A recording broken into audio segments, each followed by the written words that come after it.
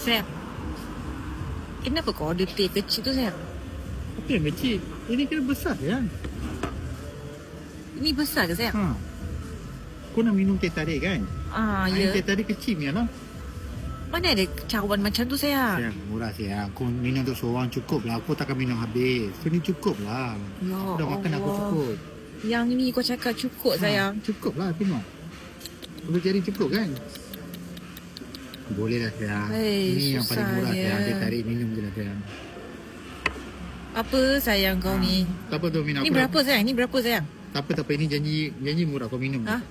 Apa murahnya sayang? Kau cuba cerita sikit. Teh tarik kat luar pun Nescafe pun RM2 lebih, RM3 lebih sayang. Ini dah paling jimat. Dia bagi cawan kecil. Aku minta cawan kecil dia bagi. Macam ni pun kau buat sayang? Kau ni perangai kan makan terjadi.